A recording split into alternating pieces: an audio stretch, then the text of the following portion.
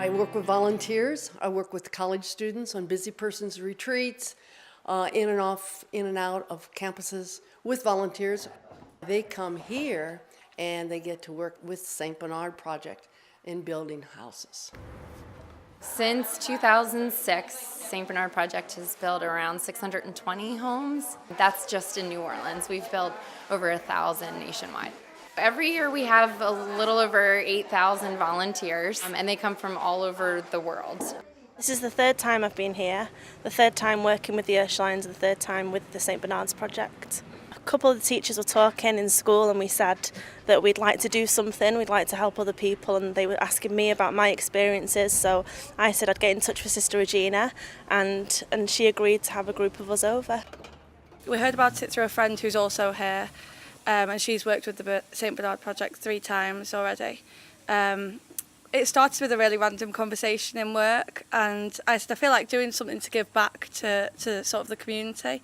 And she said, well, I've been to New Orleans, so it started from there, and we put a notice up on the notice board in work, and then a few other people joined the group, and here we are. I just finished wrapping up with some volunteers from the UK, actually. It's near the end of Pamela Marshall's home. She's a client of ours for our owner-occupied rebuild program.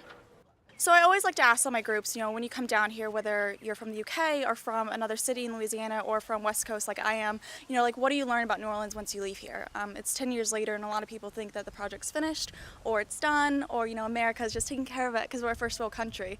But, New Orleans has faced a lot, and it's really nice to know that when these people leave after volunteering, not only do they gain something personally, but they learn about what New Orleans needs. And that's still, more volunteers and more work to be done because not everybody's home yet. The first year that we came, there was still so much obvious devastation. Over the years, then you begin to see the empty lots that have been cleaned off.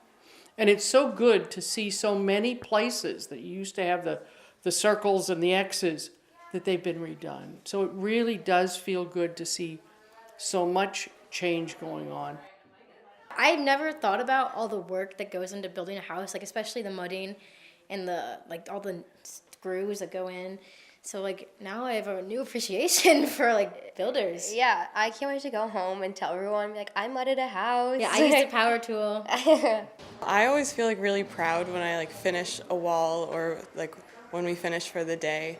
It makes me feel pretty good about myself. I think I've gotten to know a lot of girls that I maybe wouldn't have talked to as much at school through this trip. We've all really bonded. As a teacher, I really just appreciate the time that I have with my students and the ability to get to know them in a way that you really don't get to in the classroom. They get to see a side of me that I don't always get to share with them. I personally came because I heard about it from past people from Ursuline who came from their experience, and I just want to help the community because it's been 10 years, so it's hard that they're don't have a house still, so it just had something in my heart that I needed to come serve. I think I'm getting out of this a little bit more compassion for others and definitely being more thankful for what I have at home and just not feeling really blessed to have a house and have a family to come home to and a really nice school that wasn't ruined by the hurricane because these people are still suffering from what happened.